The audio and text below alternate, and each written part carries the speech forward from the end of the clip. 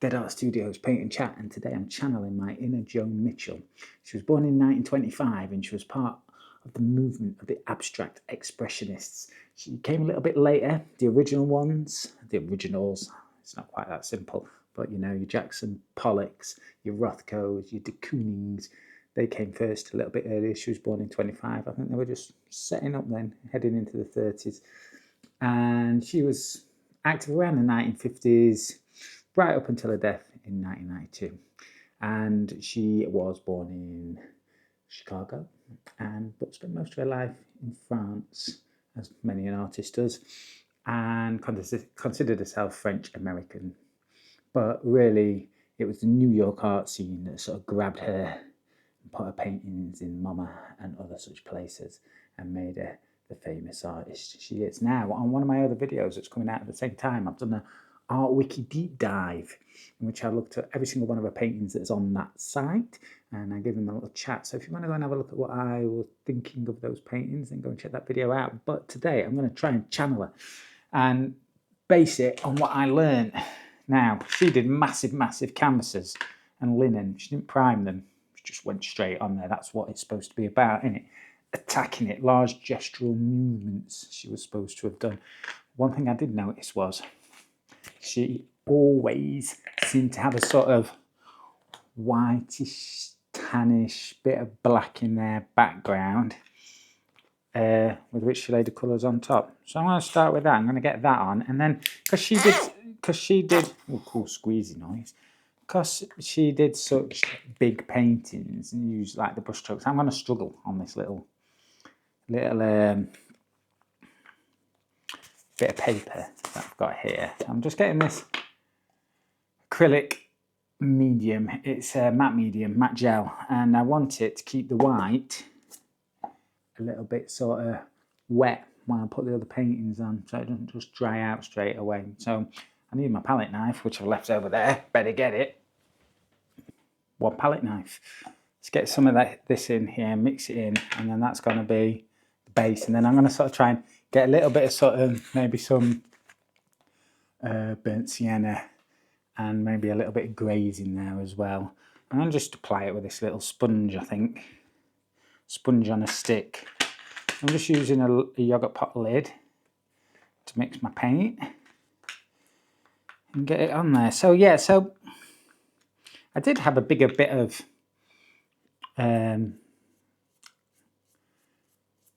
acrylic board that I was thinking of doing this on.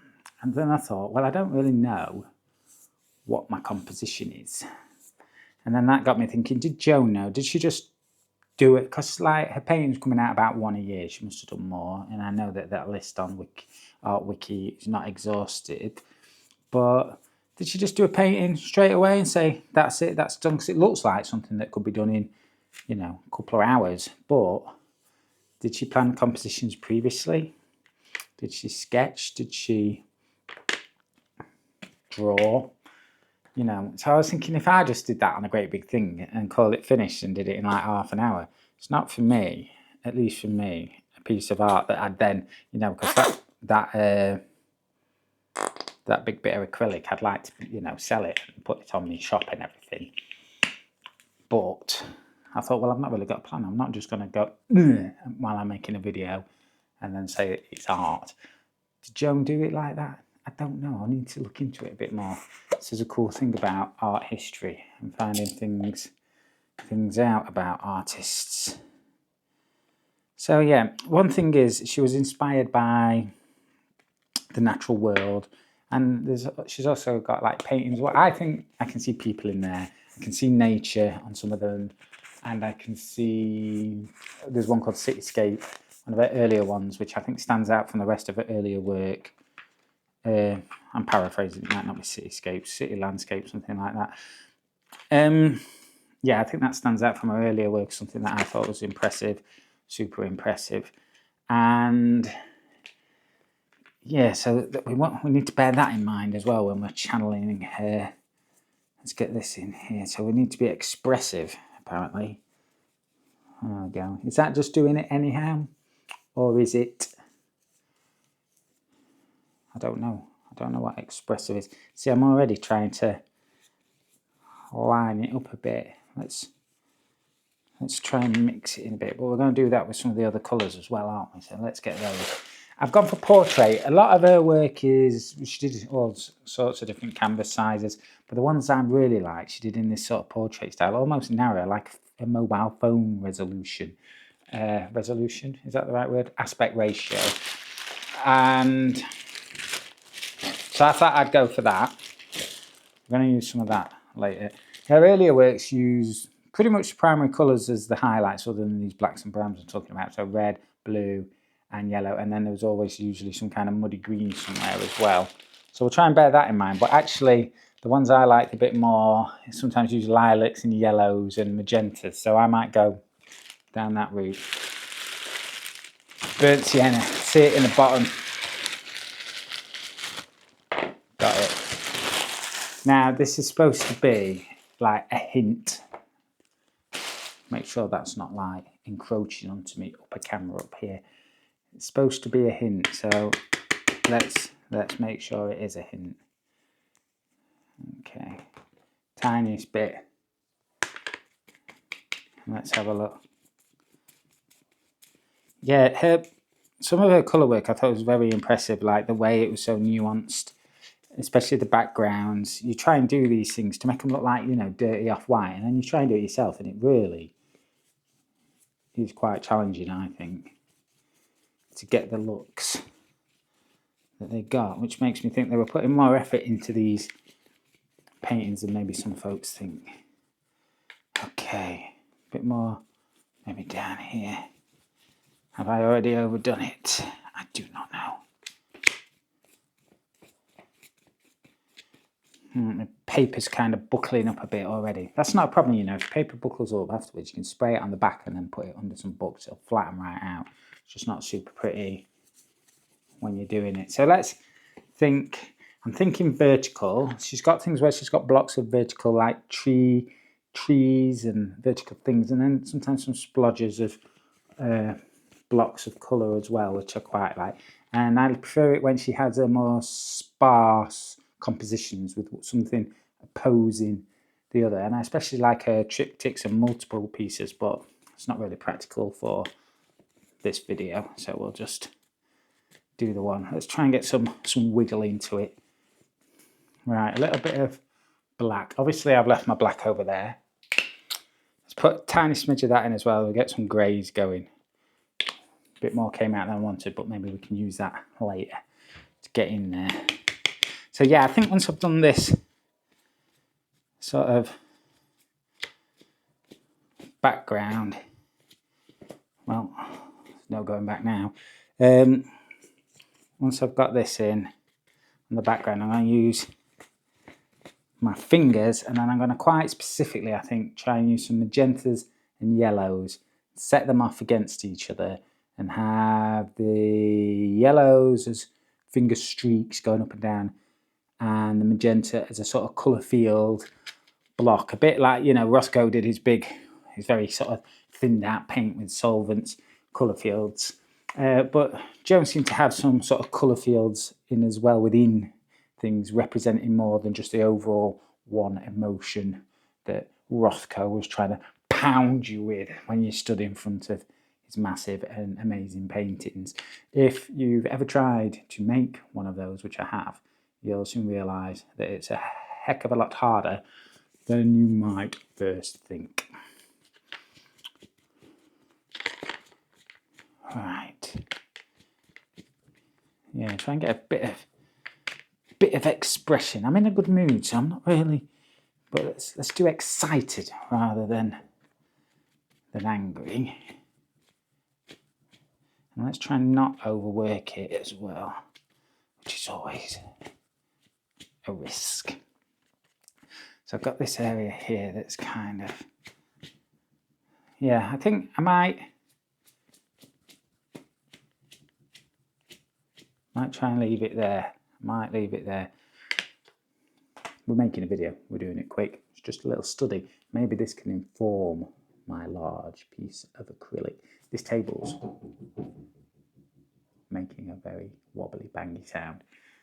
I've got to figure out how to get more professional at this. Right, so next we need some colours. So I've got quinacridone. I always struggle to say it. Quinacridone magenta. It's one of my faves. Yeah, it's one of the ones that's still full. Don't make sense, does it? And some yellows. Now, if I can find a little bit of tasty, I've got like some primary cyan as well, but I've nearly used it all. But maybe that'd be a nice little accoutrement, a little addition to the magenta up on the top bit of the painting, and to go against the yellows. Maybe I think we should put some muddy green in there as well. She always had some muddy green knocking about in the painting. So what was the other colour I'm after? Some kind of yellow. We'll use whatever comes out. Primarily yellow. We don't want to get any. I've got Hansa in there and cadmium as well. Cadmium could be nicer. We got primary yellow. We said we were going to use the first one that came out. I'm going to stick to it. Got what remains of the household kitchen roll to wipe my fingers. Let's go. So I'm thinking foreground, some kind of reed bed, grassy something coming down here, and her brush strokes really. Her earlier work was a bit more like separated, like here's a colour, I've kind of drawn it and filled it in, like colouring in almost. And then her middle and later work was a lot, middle work especially, very layered, like bang, bang, bang, bang, bang on top of each other. And her later work was a bit both, I would say, if I had to put my limited judgment as to what it was all about. And because she had a massive canvas, she could use big brushes to make this look, and I'd have to use quite a small brush to do this, and I don't think I'd end up like detailing it, and I don't really want that. Also, I have got a round brush. I've dropped it down the back of the shelves, and it's a bit of a job to get out.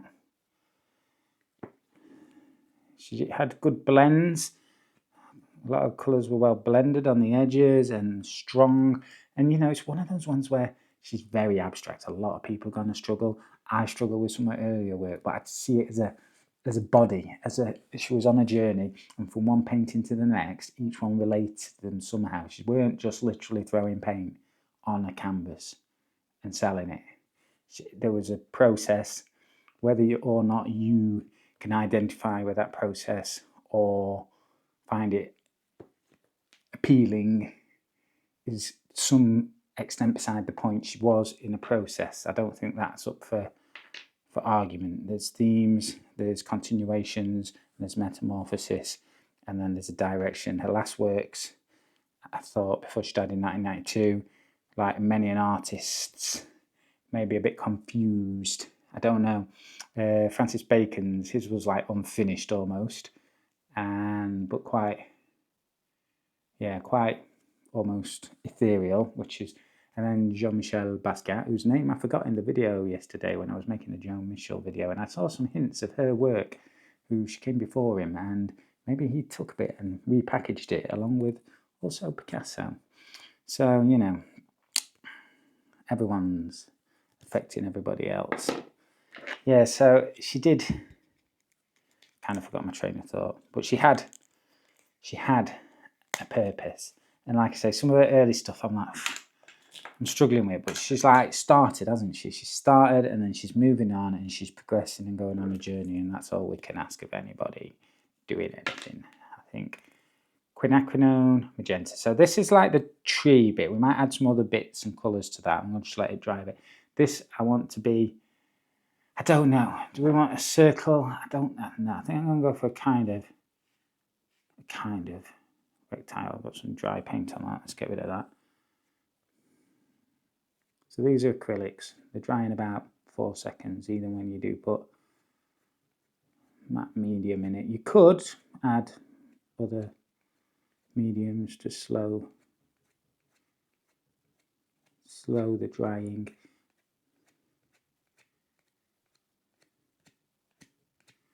There you go, quite like that.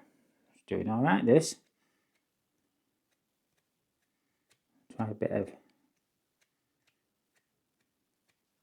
layering.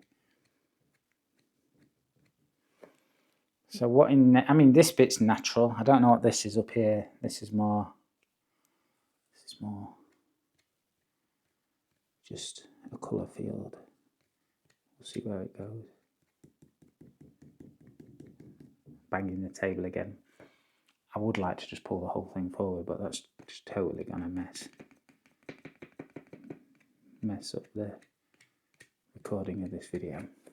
So yeah, this week I've got the Joan Mitchell deep dive. It's about 55 minutes, looking at each one of her paintings on the computer and just going through what I think of them and basically learning about her and her work. I'm going to do more artists for that. I enjoyed it. If for no one else, it's a good learning process for me, so I'm going to do more of that. And I also had a quick art vlog up that's coming out at the same time as well. It's just little 8 to 10 minutes of me working on a painting that I started with my daughter. We're just messing around, throwing paint down. I thought I'd carry it on, and it's over there. It's very early Joan Mitchell. I'm struggling. Yeah, we'll keep working on it, see where it goes. I kind of want to keep the elements that my daughter did in it, but well, actually, some of her bits are better than what I did. So that's there. You can go and have a look at that. I've not got the full camera shebang set up. It's just me messing around, vlog style. So that's the 2 other videos that are coming out at the same time as this. Now, let's try and squeeze some of this blue out. Oh yes, there is some. Let's mix it in with the white so we can get some interesting colour blending at a cheap and easy kind of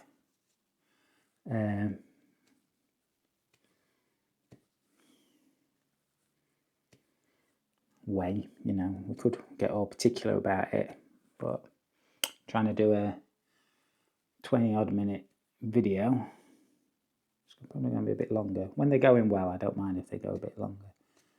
So yeah, Joan lived most of her life in France, and I don't know a deal about her personality, so maybe I'll learn some more about her in that sense. If there's any, you know, documentaries or anything that's got film of her. Let's mix some lilac in there. And of course, I don't have to be set. I am just channeling my. This is what I think abstract expressionism is about. What it's about is you paint, and then however you are at the time does in some way inevitably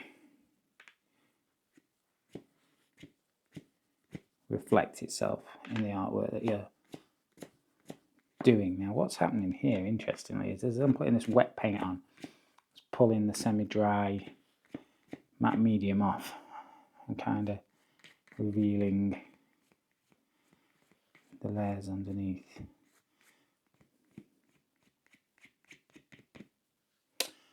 I don't know. I feel like that made it worse. I might just get a bit more yellow, pop it over the top of that, and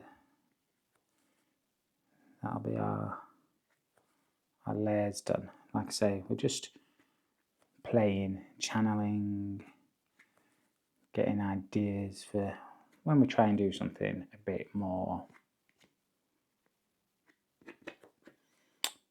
Oh, that's interesting. A bit more serious. Okay, some little scratches in there. Nail scratches, little weeds and plants down here. And don't know what to think about that block of colour at the top. I'm tempted to just get some black around it. Rub my finger around here and see some of the yellows come off. This is the danger of doing everything quickly all at once.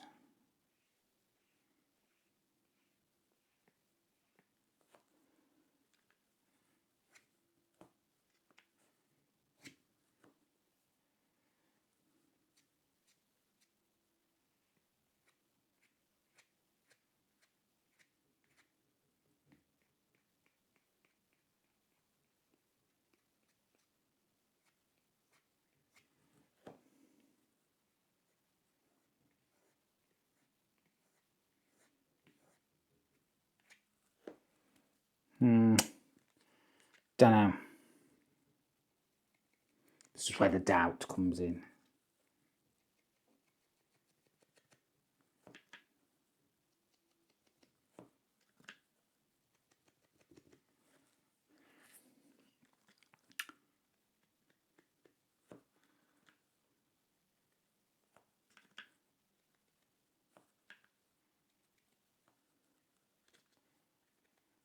Now, one thing I did say, she always seems to have some green in there. So I've got some green gold. Let's apply a bit of that, and then we'll take the tape off and see what I did in this 20 minutes while explaining the life and work of another artist while trying to do my own art. Challenge. Where's the green gold? I'm bringing it in.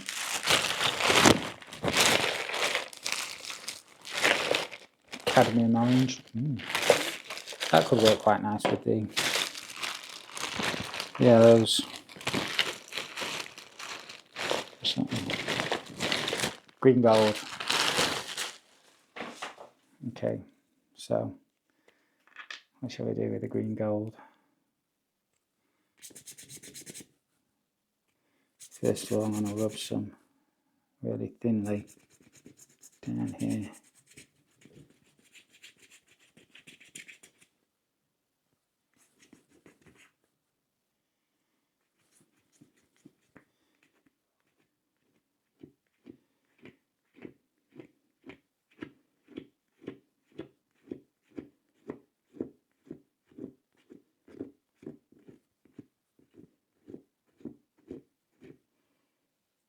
Okay, I feel like we should complement it up here with just a bit, pulling it in here. There we go. Maybe just a smidge down there. Right, a bit of cadmium orange into this mass here because it is a bit undifferentiated. A bit.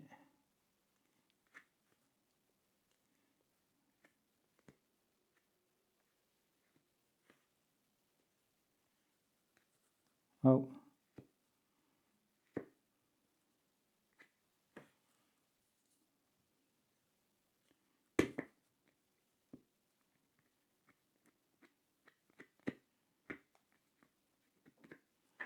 Okay, let's wipe my hands down, take the tape off, see what we've done. I think I have seen some of Joan Mitchell's work when I went to New York and visited Mama. I think we even have, we took a cheeky photo of my DSLR and printed some out and put it in our bedroom office. I think that is Joan Mitchell, but it wasn't in the deep dive I did yesterday, so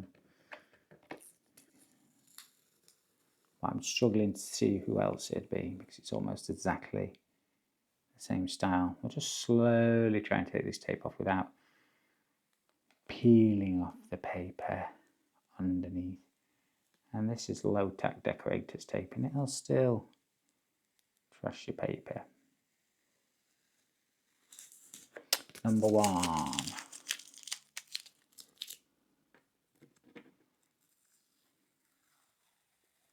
Have I channeled her? I tell you what, it's not a patch on her like the ones that really ring with me, the ones that I really like. This is not a patch on those. So I have gained by doing this more respect for other people and what may seem like slightly alien practices. And I think my dirty off-white background was quite successful. It looks nice against that white underneath. And actually the whole painting's not too bad. I'm not sure about the bit on the top here. I do like the colours. I'm not sure about this bit down here. I'm almost tempted just to splodge a little bit of blue into that and, well, try not to like actually move the whole painting.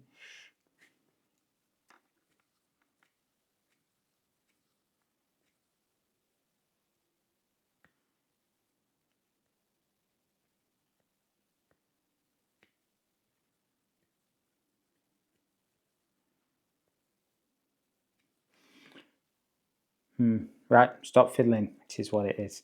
It's only a little bit of paper. Can't get the lid back on. Struggle with that. Do you know what? I can do that later, can't I? I'll show you the painting. I'll be back next week with more painting chat and maybe some other bits, maybe some digital art. I've got a new computer. The edits are flying out now. There you go. Channel your inner Joan Mitchell. Dead Art Studios, painting chat. See you next week.